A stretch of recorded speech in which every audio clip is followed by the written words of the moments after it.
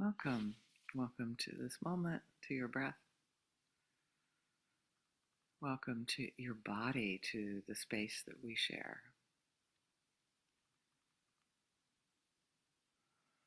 Let your breath open your body to this moment, how it is, how you are, with love and acceptance, with however you're showing up today, with however you feel. Consider allowing that, meaning not fighting it, not believing your story that everything's wrong, everything's bad, everything sucks, and it's all everybody else's fault. I don't know. Maybe you don't have that story.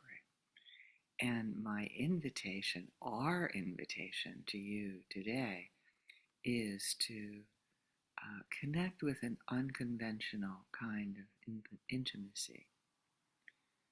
One with yourself, starting with yourself, and eventually um, reverberating out to others. And start with yourself. Start with a way of knowing yourself that you may not have been taught when you were a child. An inner knowing and an accompanying yourself, a way of holding your hand. And you can actually do that just by putting your hand, making a fist and gently putting your hand over that fist, saying, I'm here for you. I love you. You matter to me. Your feelings make sense. Your needs are, of course, there are those needs. So it's unconventional in the sense that you really are going against the stream in the whole world, where um, some people envision this path we're on like lemons going into the sea. I try not to envision that without. I try not to envision that without, you know, without bringing into mind the world that I see and experience in this moment as it makes sense considering the causes and conditions we're in. And I want a sense of intimacy with myself to start with, a way of knowing and loving myself, that I know my little triggers, I know my big triggers.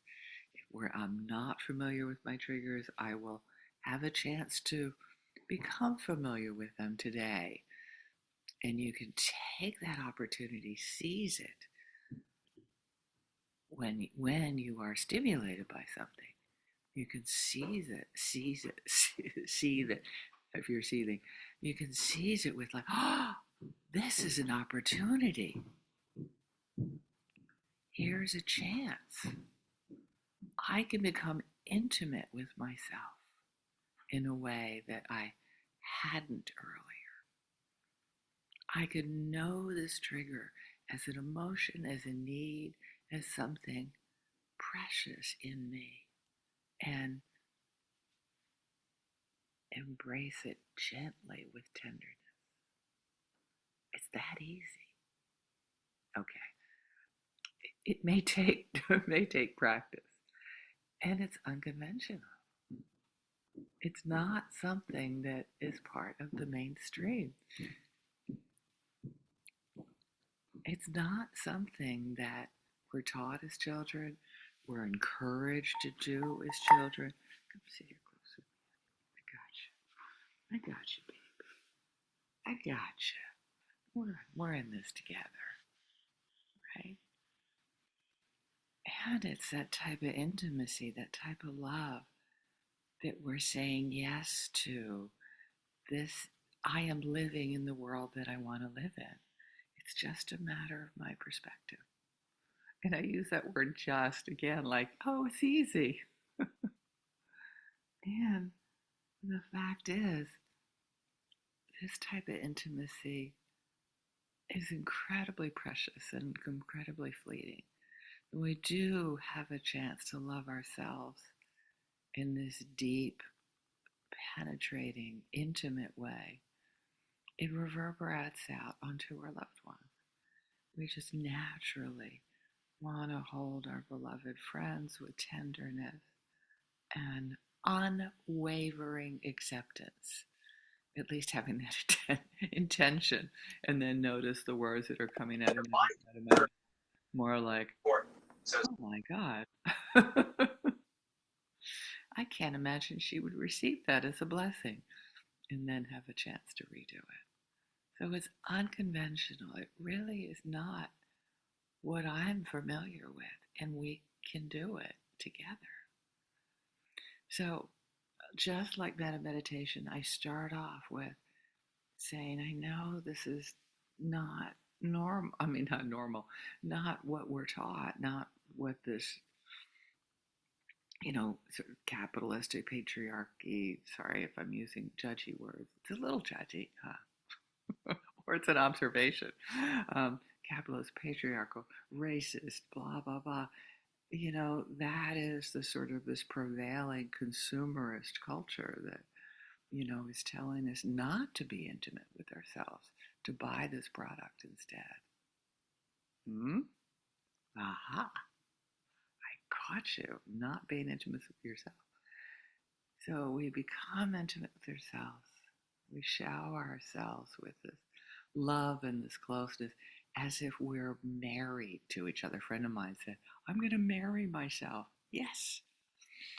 I don't know how that's working out. She divorces herself on a daily basis, I think, like we all do. And then it goes out to our beloved friends. Practice loving them unconditionally, just as we would really like to love ourselves. And if we get really good at that, we can bring that back to ourselves. And then there might be neutral people in your life. Definitely they start off that way. Neutral people are people that you don't know the complexity of them yet, don't know that they've also had experiences that dropped them to their knees, that they have, suffered horribly in their lives, but they're just walking by us on the street. So bring a sense of intimacy with, yeah, I know you're human too. I know I have no idea the details of the story, but I know that at times it sucks. It's just a guess for the neutral people. Offer that intimacy to people that are harder to love. Again, you either don't know them very well or they don't know you. And it's a struggle, but from afar you can say, I give you the gift of unconventional intimacy. And we can love the world like it's our beloved. It's like our dream marriage. We can get married to Gaia. How's that for unconventional? And how about that for profound? I don't know. When you dream about a world that we're, what is it, married to Gaia, and you look at the sort of the, I'm going to make a judgy word here, please translate it, horrible marriage, violent relationship that my parents were in. It's like, let's do something unconventional. Let's marry Gaia and have mutuality and care and having each other's needs matter. It starts with doing something really wild outside of the mainstream. So here's your t-shirt here. Unconventional Intimacy. And there's my beloved Rhonda. She's cute.